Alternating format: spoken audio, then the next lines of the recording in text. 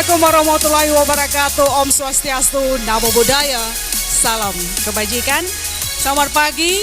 Selamat datang Bapak Ibu hadirin dan para tamu undangan dalam acara Driving Digital Asset Innovation Collaboration of the Ministry of Trade of Republik Indonesia and CFX. Seiring dengan pesatnya perkembangan teknologi kripto dan aset digital, berbagai negara dan lembaga pemerintahan di seluruh dunia kini semakin menyadari pentingnya regulasi yang ketat.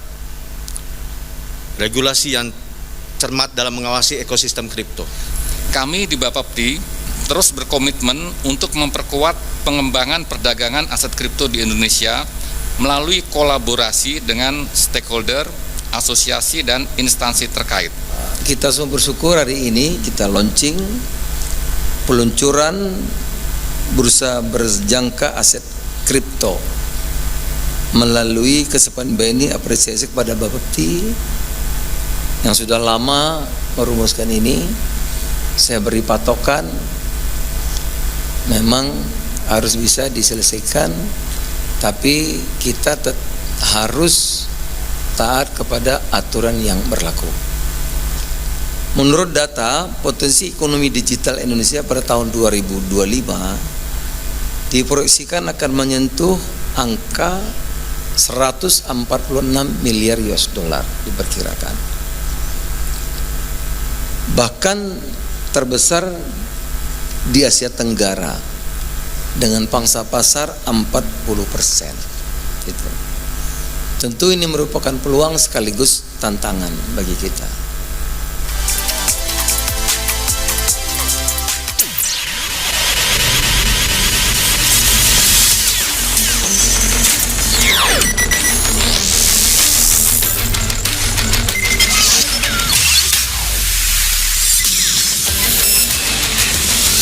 Baik, kita akan mulai diskusi kita pada pagi menjelang siang hari ini. Bagaimana perasaannya Pak Didik?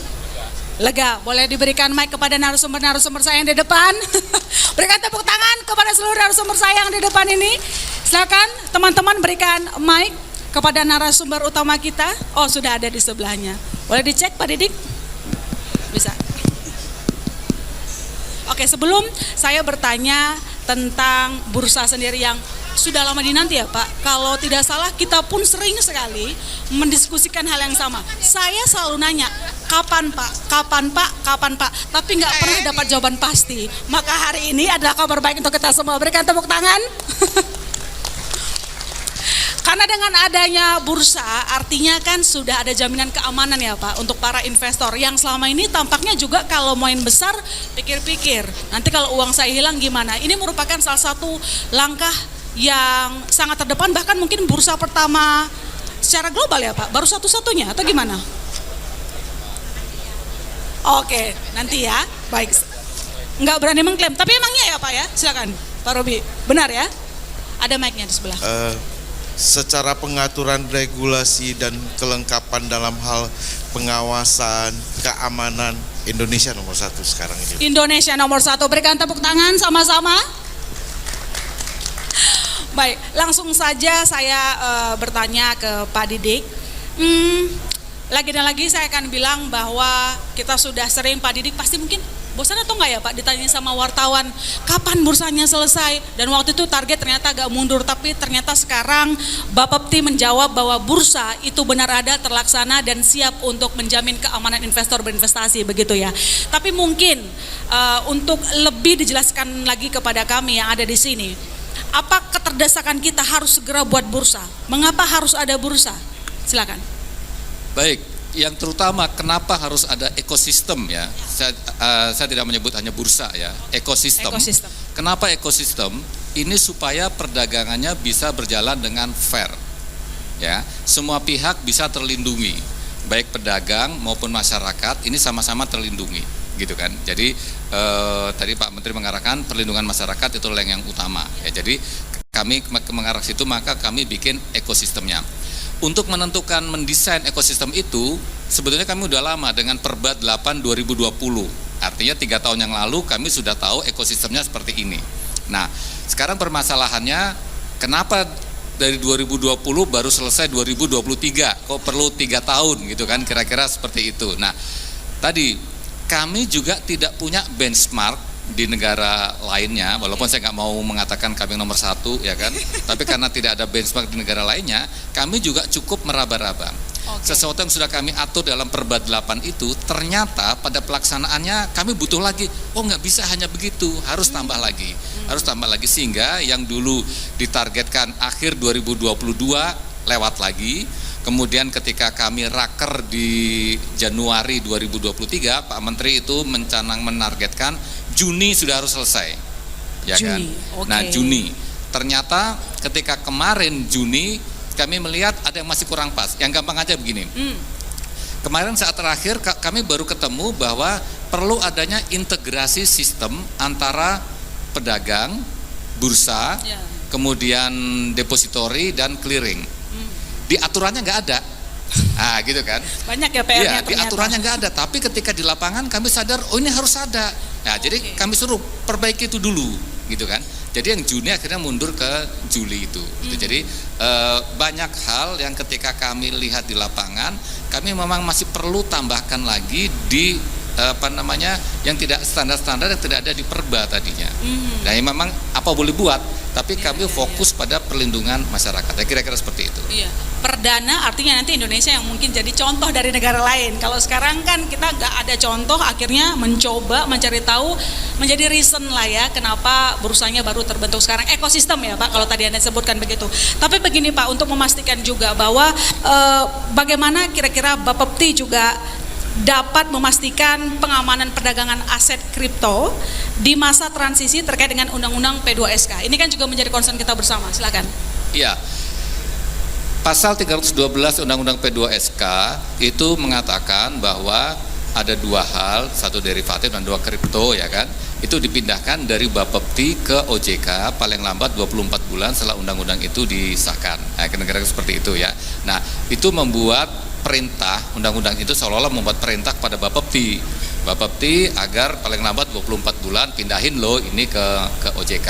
Nah, kira-kira seperti itu. Nah, untuk memastikan bahwa perpindahannya ini tidak menimbulkan goncangan yang terlalu besar, kami berpikir alangkah baiknya jika ekosistem ini dipastikan berdiri dulu, gitu kan. Jadi ketika ekosistem ini sudah berdiri, sekarang kan baru berdiri, kita pastikan jalan, ya kan. Nah, baru nanti dipindahkan ke OJK. Jadi kami memberikan suatu barang yang sudah bagus, sudah jalan gitulah kira-kira. Bukan sesuatu yang yang belum ngapa-ngapain gitu. Jadi kira-kira seperti itu, dan kami harapkan 24 bulan, artinya sekarang paling tinggal berapa bulan lagi, tinggal 18 bulan mungkin ya. Itu waktu yang lebih dari cukup bagi ekosistem ini untuk bisa melanjutkan apa yang sudah ada, mematangkan begitu ya. Jadi tidak dimulai dari nol, harusnya sudah bisa menjadi jaminan bahwa nanti akan semakin matang dalam kurun waktu 2 tahun begitu ya Pak, dan semua dipastikan aman dalam transaksi aset kripto. Saya ke Pak Robi. Pak Robi, Anda dari tadi saya lihat juga cukup bahagia dengan adanya bursa ini. Apakah memang ini yang ditunggu-tunggu selama ini atau apa yang diharapkan dari bursa kripto? Ini memang semua udah kita tunggu dan kita selalu memusingkan Pak Didit selama ini. Setiap bulan selalu bertanya, Pak kapan? Ini adalah bulan yang paling berbahagia buat kami karena secara keseluruhan itu sudah terbentuk baik. Bagi transparansi juga sudah terlihat, kemudian keamanan dari dana pengguna juga sudah ada yang mengawasi, kemudian untuk asetnya juga sudah aman. Jadi 3 lembaga ini benar-benar hadir, memberi aura yang begitu positif buat industri kripto saat ini. Karena kan selama ini sebenarnya terutama media itu pasti bertanya, dan media kan menyuarakan hati masyarakat begitu. Kalau saya investasi di kripto, keamanan saya di mana? Dengan ini artinya ada jaminan begitu. Bahkan kemarin di saat pandemi ya, belum ada bursanya, itu banyak sekali yang jadi pelanggan kripto, bahkan jumlahnya sangat masif. Di tahun 2023 atau 2022, koreksi saya kalau saya salah Pak, itu nomor 4 terbesar yang main kripto, investor Indonesia. Belum ada regulasinya, belum ada apa-apanya. Artinya dengan begini, apakah Anda yakin bahwa masa depan kripto akan lebih terjamin, makin banyak orang yang tertarik untuk investasi di kripto? targetnya gimana kira-kira? Untuk pertumbuhan pengguna aset kripto itu semakin besar. Semakin besar. Karena secara global itu bagi generasi muda saat ini, jika tidak mengenal kripto berarti Anda tidak mengenal uang katanya. Jadi sebenarnya selama ini kami selalu merepotkan Pak Didit karena Pak Didit dan Bapepti secara keseluruhan sebagai pusat yang mengawasi dan mengamankan dana daripada pengguna aset kripto. Namun mudah-mudahan bulan depan Pak Didit udah lebih lega ya Pak, ya, karena beban itu tidak hanya ada di tangan Bapak Peti lagi, tapi sudah dipindahkan ke 3 lembaga ini yang terus mengawasi. Iya, dan hari ini kita melihat, kita menyaksikan Pak Didik sudah tidak pusing lagi ya Pak, udah happy ya Pak. Baik, saya ke Mas Nailul begini. Kira-kira kalau dari riset yang sudah dilakukan begitu, bagaimana dengan prospek dari aset kripto? Karena sekali lagi kalau saya ngomongin data Mas, untuk sekarang saja per bulan transaksinya 66,44 triliun. Mungkin lebih rendah ya dibandingkan 2 tahun belakangan, tetapi kalau dari jumlah pelanggan itu naik terus. Berarti kan orang semakin melek ya saya sebutnya ya, karena tadi Pak Menteri Perdagangan juga menyebutkan potensi ekonomi digital RI sangat besar di tahun 2025. Kalau pandangan Anda, riset Anda gimana? Iya Mbak, pertama saya mungkin mengucapkan dulu ke Pak Didit dan jajaran Bapepti dan masyarakat, investor dan pelaku industri di kripto, selamat sudah ada bursa kripto. Nah karena memang kalau kita lihat tadi sampaikan Pak Didit tuh memang benar Pak, kita butuh untuk satu instrumen sebenarnya untuk perlindungan investor. Nah ini karena terkait ke depannya, ini kan kalau kita lihat kan pandemi kemarin itu seperti akselerator gitu, di mana ada banyak sekali pertumbuhan untuk investor-investor baru dan muda yang dia akhirnya bermain dan memilih aset kripto sebagai salah satu instrumen investasi. Nah, pada saat itu memang sudah ada regulasinya, tapi memang saat itu kita bisa bilang bahwa masih terdapat celah-celah di situ untuk adanya fraud dan sebagainya. Nah, maka dari itu sejak awal itu Pak Didit ya kita berbincang itu, saya selalu sampaikan, ayo kita bersama-sama Pak, kita untuk sama akademisi dan sebagainya, kita inilah Pak untuk melindungi investor, kita ada satu instrumen khusus gitu. Nah, bursa kripto itu salah satu instrumennya gitu kan. Itu sudah saya sampaikan beberapa tahun yang lalu dan memang alhamdulillahnya hari ini itu sudah resmi di launching gitu. Nah, karena kalau kita lihat ke depannya Mbak ya, dengan ya mungkin dari sisi ekonomi digital juga sebenarnya kita mengalami penurunan sih.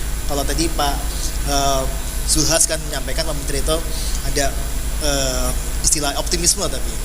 Nah, kita juga meskipun ada sedikit penurunan optimisme, tapi saya yakin sebenarnya masyarakat ini masih menjadikan aset kripto sebagai salah satu instrumen investasi mereka, terutama bagi yang muda-muda itu. Mungkin Pak Didit ada data lebih detailnya mengenai investor muda ini, dan investor muda ini ketika dia risk lovers, dia pasti akan memilih investasi aset kripto yang memang gainnya tinggi walaupun dengan risknya juga tinggi gitu. Nah, bagaimana pemerintah ini meminimalisirkan risk ini agar tidak menurunkan minat dari investor. Nah, itu terjawab dari ekosistem aset kripto itu. Oke, Pak Didik mungkin langsung saja karena tadi juga menyinggung kepastian begitu ya untuk anak muda berinvestasi, tapi mungkin juga bisa dibocorkan dari total jumlah investor berapa persen anak mudanya begitu. Silakan. Ya, sampai per Juni kemarin total investor kripto itu 17,54 juta orang. Tadi yang saya sebutkan 17,54 orang. Dari situ 48% berumur 18 sampai 35 tahun. Nah, jadi ini kan memang anak muda sekali, ya kan? Anak muda sekali, 18 sampai 35 tahun. Memang mereka investasinya tidak besar-besar. Dari situ kira-kira 70% hanya berinvestasi di bawah 500.000 sekali main ya, sekali main di bawah 500.000, tapi dia berkali-kali, nah gitu kan, gitu. Jadi ini yang memang menjadi tantangan bagi kami untuk melakukan memastikan bahwa ini transaksi aman, kemudian transparan, fair dan sebagainya. Kemudian di sisi lain saya juga ingin sampaikan ya terkait dengan prospek ke depan. Kemarin itu kan yang diperdagangkan kan hanya spot ya, fisik aja gitu kan. Tempat Mas Robi ini berkali-kali mengusulkan stalking, future gitu-gitu. Selama ini kami nanti dulu. Kenapa? Karena kami punya keterbatasan dalam melakukan pengawasan. Kan kemarin hanya kami aja sendiri gitu. Nah, sekarang dengan adanya ekosistem ini, saya akan bilang ke Mas Robi, oke silakan, tapi bicarakan dulu dengan bursa. Sejauh bursa ini nanti mampu melakukan pengendaliannya, saya kan tinggal mengizinkan aja, kan gitu aja. Jadi nanti bukan hanya perdagangan yang spot yang fisik gitu kan. Kalau kata Mas Manda beberapa waktu yang lalu itu kan sekarang ini baru menggerogoti 10% dari buahnya itu aja, kulit-kulitnya aja, daging buahnya itu justru belum tersentuh karena tidak kami berikan izinnya. Nah, jadi bukan ya kira-kira nanti begitu ini pengendalian lebih baik, pengawasan lebih baik, tentu kenapa tidak gitu. Itu kira-kira Mbak. Kira sudah terjawab ya, Mas? Udah. Oke, tapi sebelum saya ke Pak Robi, Pak Didik, yang saya mau tanya itu adalah selain memang pelakunya, tapi dan juga investornya, kita ngomong juga soal token begitu ya, token lokal begitu. Nah, sejauh ini menurut Pak Didik bagaimana prospek dari token lokal? Apa yang perlu di-improve mungkin? Saya ingin mendorong token lokal, ya kan? Token lokal itu saya pikir proyeknya jelas, white papernya itu ada white papernya, ada proyek yang benerannya gitu jelas, dan siapa inisiatornya jelas gitu loh, ya kan.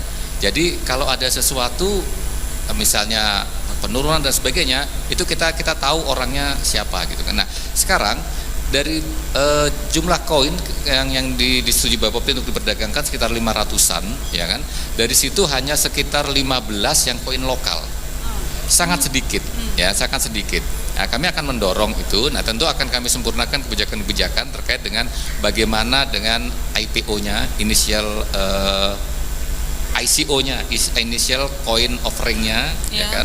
Mekanisme gimana, apakah itu di Bapepti atau di Kominfo atau di Kementerian Pariwisata, kami juga lagi bicara dengan mereka gitu kan. Karena yang jelas kalau Bapepti adalah di perdagangannya, ya kan, di perdagangannya. Tapi sebelum perdagangan itu berarti kan ada bagaimana bikin proyeknya, bikin ISO-nya, ICO-nya dan sebagainya. Nah ini siapa yang ngawasin gitu kan. Nah ini jadi ini juga memang sekali lagi bukan hanya ekosistem perdagangannya, tapi juga ekosistem kripto secara utuhnya juga harus kita perbaiki. Beruntung Undang-Undang 4 2023 itu sudah mengajak OJK, jadi kami juga akan bicara juga dengan OJK. Nah nanti dalam kebijakan-kebijakan itu intinya adalah segera kita akan susun bareng-bareng dulu sebelum dipindahkan ke OJK. Oke, berarti kebijakan-kebijakan itu masih tersusun untuk meningkatkan jumlah token lokal yang akan ditransaksikan begitu ya? Kira-kira begitu. Oke. Kami juga targetnya kira-kira kapan tuh Pak?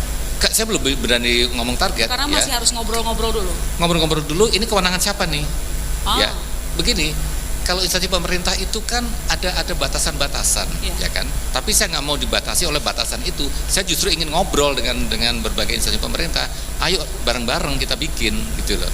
Jadi bayangan saya nanti untuk bikin proyeknya yang whitelistnya, isi whitelistnya itu siapa yang tanggung jawab, ya kan, gitu.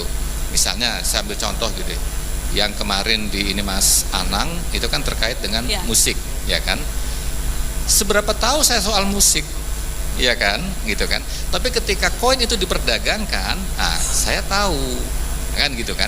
Tapi untuk bener nggak proyek musik itu seperti itu kan di luar kemampuan kami. Nah ini yang memang sebetulnya ini siapa sih, ya kan. Ini siapa yang harus bisa melakukan pengawasan ini. Nah itu yang akan kami bicarakan dengan berbagai instansi yang lintas lah terkait. Jalannya cukup panjang tapi pasti bisa, itu kita jamin. Insya Allah bisa. Insya Allah bisa. Saya ke Pak Robi. Pak Robi, kira-kira mungkin Anda bisa memberikan tanggapan terhadap exchanger yang menjual koin token yang belum diatur oleh Bapepti hingga saat ini. Bagaimana antisipasi dan upaya yang dilakukan asosiasi apabila mungkin ke depan ada masalah? Silakan. Sebenarnya semua token dan koin yang baik di whitelist sudah di whitelist oleh Bapepti dan masih dalam berproses, itu adalah pengembangan project. Jadi tokenisasi itu adalah pengembangan project yang mengikut sertakan seluruh masyarakat ataupun seluruh lapisan, baik dalam negeri, lokal ataupun global, untuk berpartisipasi di dalam project. Nah, keberhasilan project ini kan kembali lagi bagaimana mekanisme mereka menjalankan atau keseriusan daripada para developer ini. Nah, beberapa hal terjadi, misalnya sebelumnya, baik itu adalah hal yang positif atau negatif. Sejak ada hadirnya COVID, para pengembang juga mulai kesusahan dan lain-lain. Nah, ini harga market itu bisa saja disebabkan oleh hal internalnya sendiri ataupun situasi yang berkembang pada saat itu, tergantung daripada proyeknya sendiri. Jadi bukan berarti kalau sudah di whitelist oleh Bapepti itu jaminan 100% tidak akan menjadi gagal gitu loh. Tapi rangkaian yang sudah di whitelist Bapepti itu sudah dilakukan berbagai evaluasi dan penilaian cukup panjang. Itu yang ingin kita sampaikan. Nah, apabila itu terjadi sesuatu error, kita sudah bisa mulai memitigasi itu startingnya dari mana. Seperti itu. Nah, harapannya adalah Bapepti sebelumnya karena kerja sendiri, Mbak. Nah, kedepannya hadirnya bursa akan lebih mudah dan lain-lain, akan terbentuk komite aset kripto dan lain-lain, sehingga inilah sebenarnya banyak lagi fungsi bursa. Karena terbatasnya dulu belum ada bursa, ruang lingkup susah dibuka, Mbak. Iya. Tapi hadirnya bursa, maka berbagai ruang lingkup baik derivatif, transaksi dan lain-lainnya itu jauh lebih cepat. Mungkin seperti itu. Karena ekosistemnya sudah terbentuk. Sudah itu yang terbentuk. ditunggu selama ini, begitu kan? Tinggal kita matangkan lagi menjalani transisi ke bawah OJK 2 tahun lagi, ya kita harapannya akan sustainable gitu ya, berkelanjutan begitu. Mas Huda, lagi saya balik ke token lokal. Kalau tadi disebutkan secara fakta kan agak gini, marketnya kripto tadi kan saya bilang kan, secara data tahun 2022 itu transaksi paling banyak nomor 4 terbesar di dunia. Tapi ternyata token yang paling banyak ditransaksikan internasional, yang tadi disebutkan ya Pak, dari 500-an cuma 15 yang lokal, dan sekarang lagi digodok kebijakan bagaimana untuk meningkatkan token lokal agar lebih banyak ditransaksikan dari uang kita untuk kita, begitu kan. Nah, Anda melihatnya gimana ke depan, atau ada yang perlu kita koreksi atau mungkin kita kaji agar itu dia tadi cita-citanya Bapepti bisa terlaksana, dan tentu pelaku token lokal ya, silakan. Ya, jadi menarik Mbak kalau kita melihat token lokal kita lah ya. Iya. Memang satu sisi memang masih sedikit Pak, memang. Tapi yang kita tekankan di sini adalah meskipun ya dapat dinaikkan secara kuantitas, yang kita lihat adalah sebenarnya kualitasnya. Nah, kualitas ini yang sebenarnya adalah mempengaruhi dari potensi adanya fraud atau ya kecurangan sebagainya gitulah Mbak.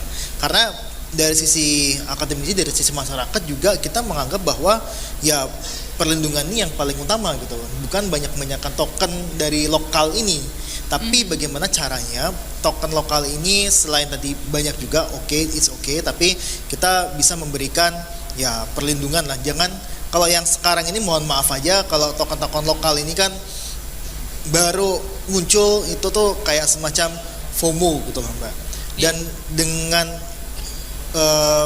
motivasi FOMO inilah yang akhirnya membuat target pangsa pasarnya itu ya akhirnya nggak jelas juga gitu.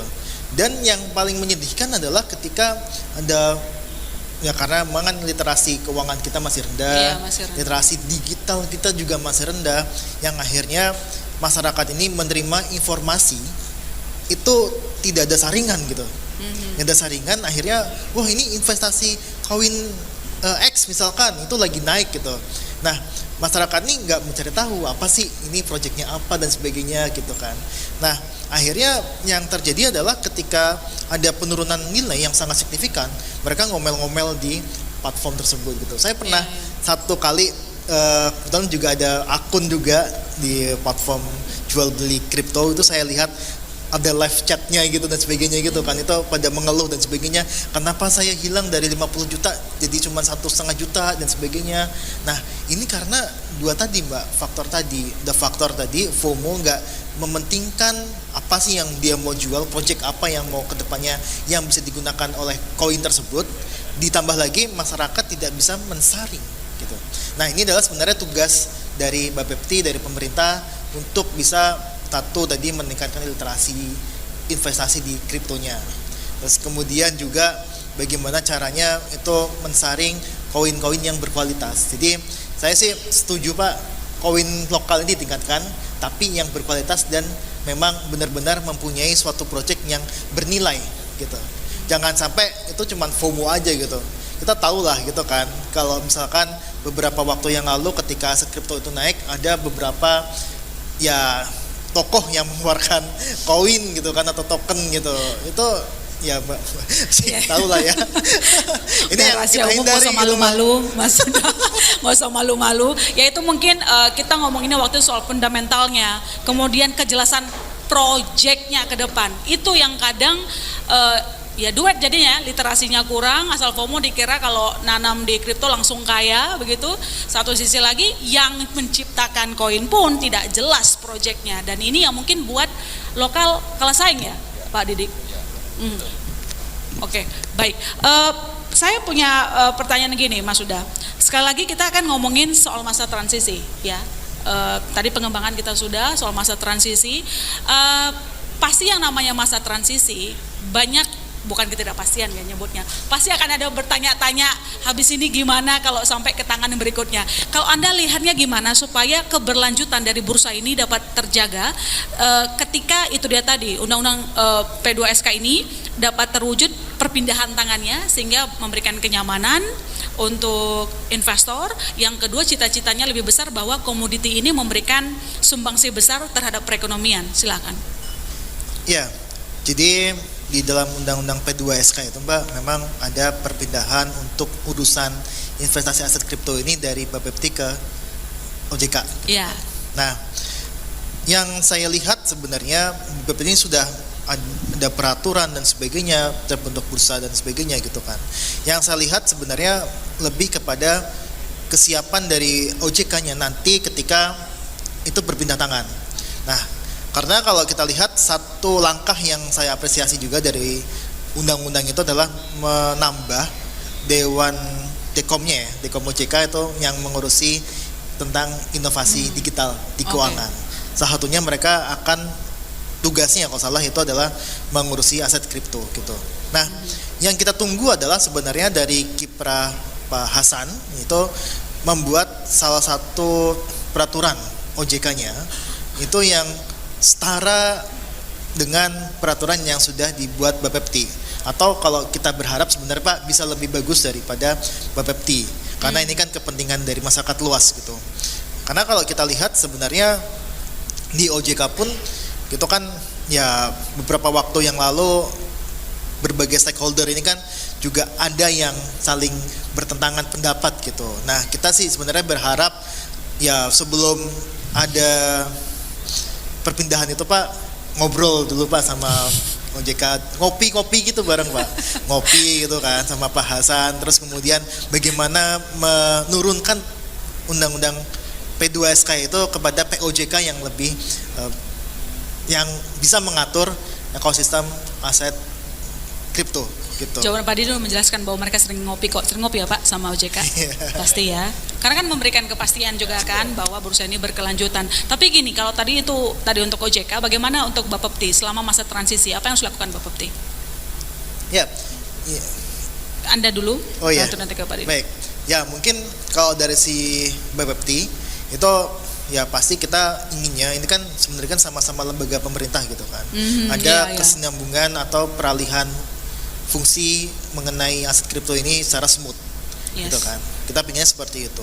Nah, memang dari sisi pemerintah dalam hal ini Bapepti itu perlu juga nih seperti ya misalkan kalau memang diperlukan gitu kan, ada satu perjanjian MOU kerjasama untuk peralihan selama 2 tahun ini akan dikerjasamakan apa saja gitu kan.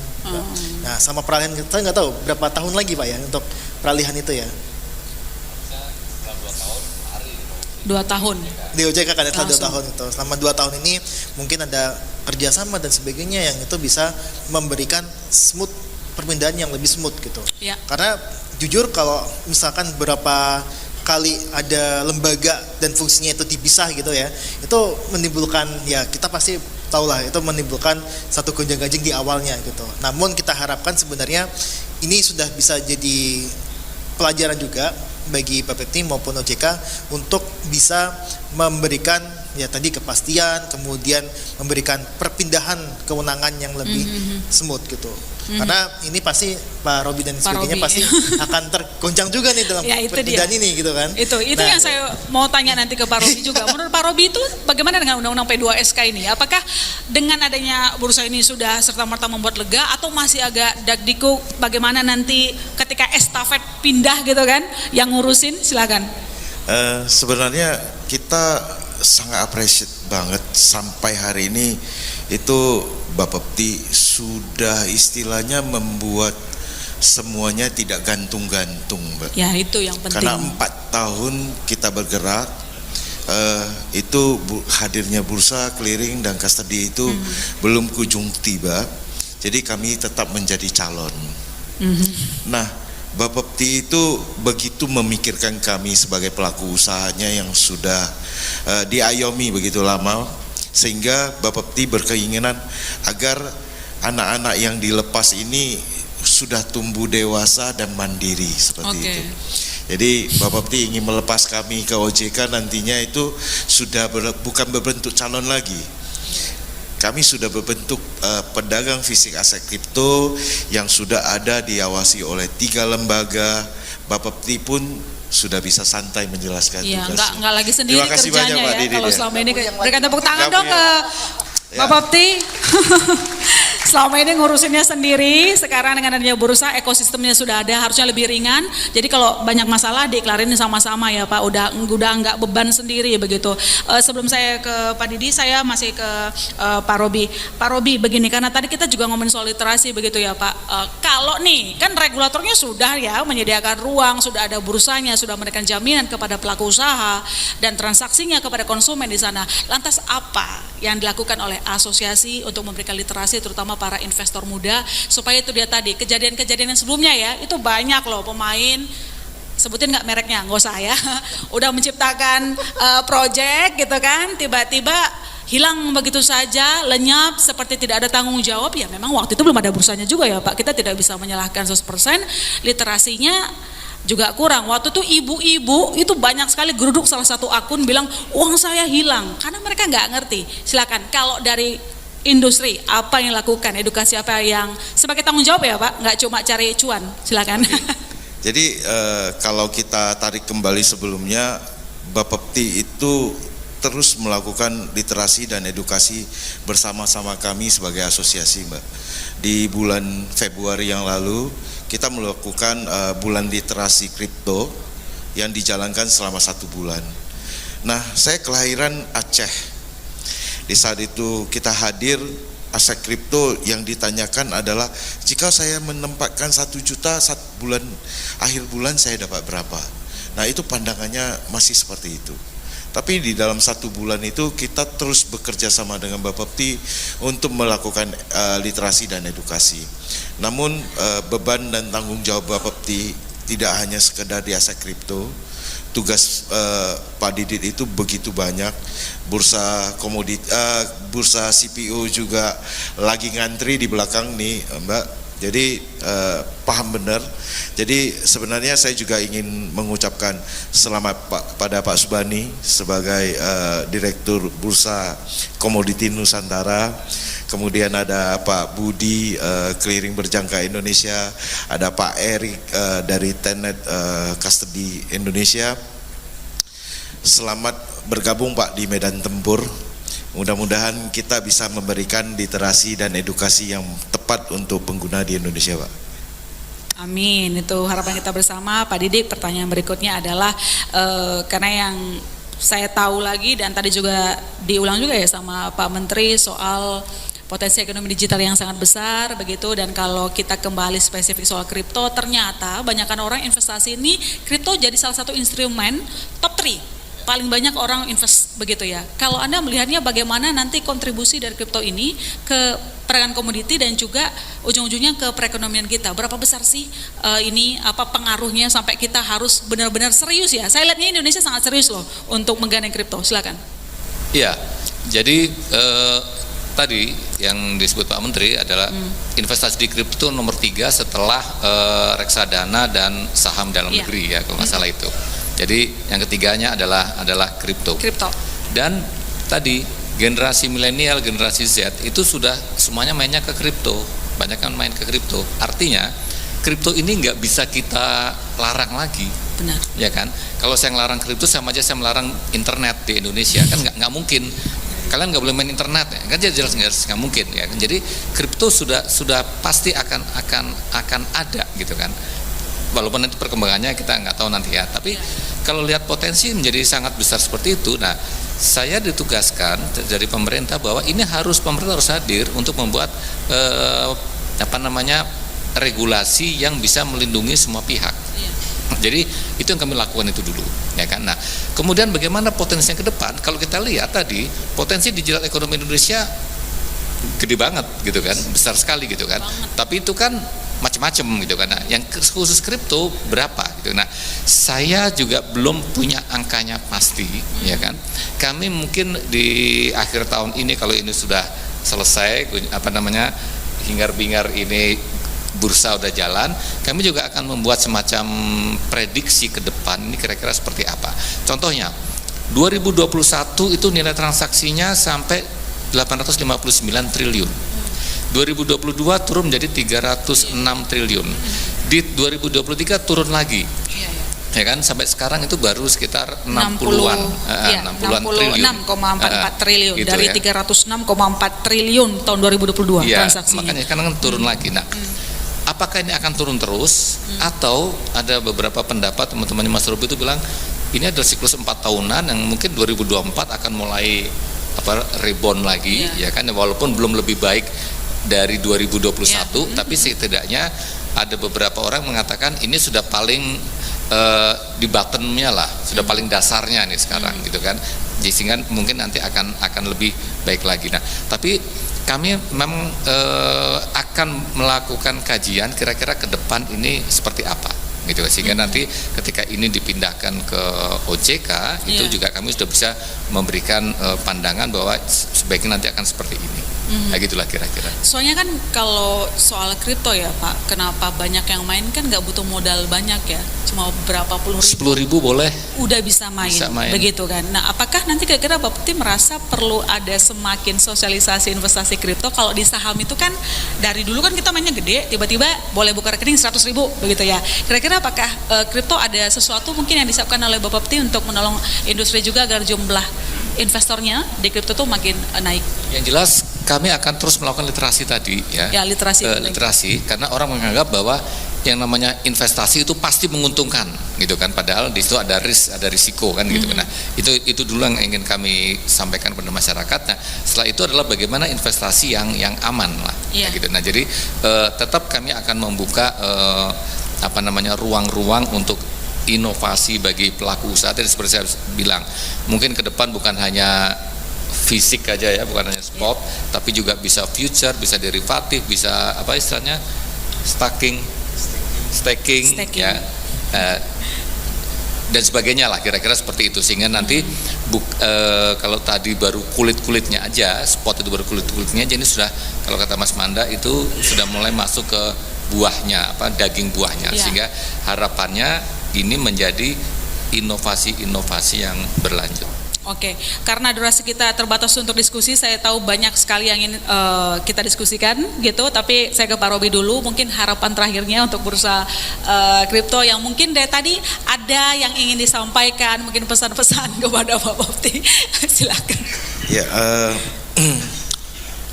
penurunan aset kripto seperti Pak Didi gambarkan itu tidak salah karena kondisi situasi market dan lain-lain. Mungkin juga ada beberapa faktor pendukung lainnya. Yang harapan kami adalah kedepannya kita bisa berjuang bersama-sama Pak, yaitu dengan bisa bersaing bukan hanya secara pedagang lokal, tapi kita berusaha untuk bisa bersaing secara global. Dengan mekanisme transaksi kita, pasti kita tahu butuhnya biaya untuk mengolah lembaga agar itu bisa berjalan dengan baik. Nah, kita berharap seperti hadirnya pajak bisa mengamankan uang kita, tapi juga bisa menambah gairah kita sebenarnya. Kita sudah diskusi banyak juga dengan 3 lembaga, mudah-mudahan itu bisa segera terlaksana sehingga hadirnya semua instrumen yang ada ini bisa menambah gairah kembali, sehingga Indonesia itu bukan hanya tempat on-ramp off-ramp. Mungkin seperti Pak Didi pernah sampaikan, kok acuan CPO kita harus Malaysia gitu ya, sedangkan kita ini rajanya sawit nih gitu. Jadi harapannya seperti itu. Jadi agar kita di Indonesia semua pengguna mengacu di Indonesia transaksi lebih banyak, seperti itu, Mbak. Iya, itu harapan kita bersama. Mas Huda sebagai closing statement mungkin apa kira-kira pesan untuk bursa yang kita sambut sangat luar biasa ini untuk keberlanjutannya, apakah memang benar harmonisasi menjadi satu-satunya, harmonisasi kebijakan antara lembaga menjadi satu-satunya penjamin keberlangsungan bursa atau ada lain? Silakan. Iya Pak, mungkin sebelum saya ke sana ya, saya ingin sedikit cerita nih. Saya barusan juga Pak di DM sama salah satu orang yang nggak saya kenal, terus menawarkan investasi komoditas emas. I don't know apakah berdaftar resmi di BPPT atau enggak, tapi yang jelas informasi ini dengan bisa mudah disampaikan ke saya melalui akun Instagram. Artinya informasi untuk investasi di komoditas itu sangat terbuka sekali. Nah, inilah yang makanya tadi saya berani bilang bahwa yang paling utama dari terbentuknya dari ekosistem bursa aset kripto ini adalah untuk melindungi masyarakat. Karena tidak semua masyarakat ini mempunyai literasi keuangan maupun literasi digital yang tinggi seperti saya, yang dengan mudah itu langsung mengetahui ini pasti akan gak beres gitu. Banyak sekali masyarakat di luar sana yang mungkin ditawarin investasi emas seperti itu dengan keuntungan yang nggak logis dan bahkan itu ilegal, mereka tergiur ke situ.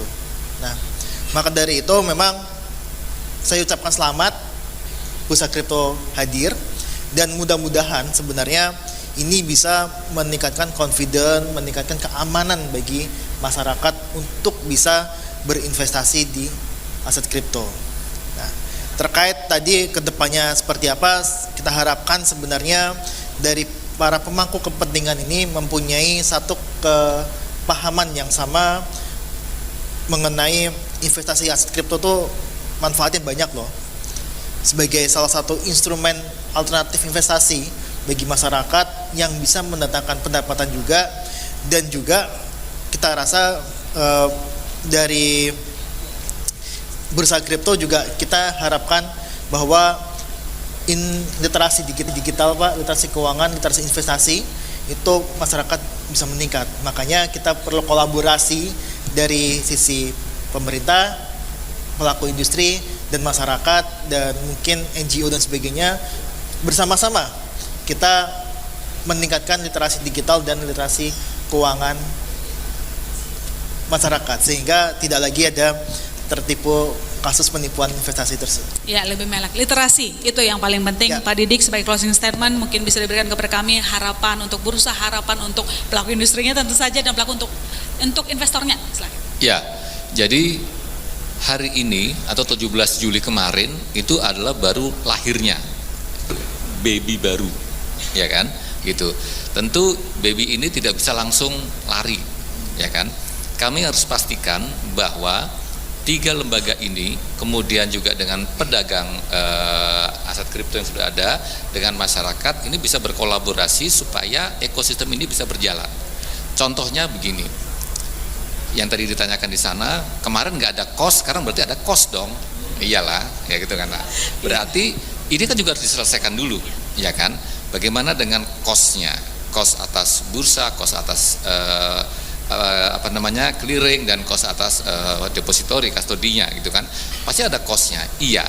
Tapi kan bukan hanya cost, ada potensi keuntungan yang lainnya gitu kan. Nah, ini tetap harus dibicarakan oleh semua pihak, sehingga harapan saya setelah ini kelahiran, ini terus akan kami pantau, akan kami pastikan bahwa pertumbuhannya ini akan positif gitu, sehingga harapan saya akhir katakanlah 1 bulan ke depan ini sudah bisa mulai transaksi di bursa, ya kan, paling lambat 1 bulan ke depan sudah bisa transaksi di bursa sudah mulai.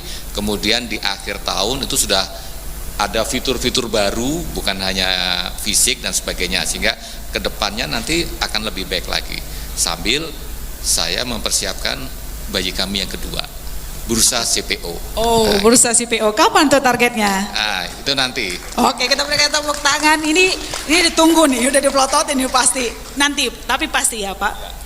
Baik, insya Allah. Terima kasih Pak Didik, Pak Robi, Mas Huda, atas diskusi kita. Harapan kita sama ya, semuanya begitu, baik regulator, investor, pelaku usaha, maunya bahwa ini berkelanjutan, harmonisasi yang kita inginkan, supaya tujuan kita kan ujung-ujungnya satu ya Pak. Kalau komoditi dari kripto ini berjalan dengan baik, investornya nambah, ya ekonomi sumbangsinya juga kita harapkan juga menjadi besar. Sekali lagi terima kasih Pak Didik, Pak Robi, Mas Huda. Kita berikan tepuk tangan untuk seluruh narasumber saya pada hari ini.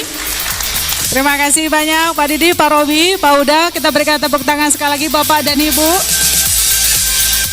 Dengan demikian pembahasan tentang sejam kupas tuntas kripto telah usai. Sekali lagi terima kasih kepada para narasumber kita pada hari ini. Dan dengan demikian saya menyampaikan terima kasih juga kepada seluruh tamu Bapak Ibu yang hadir pada hari ini.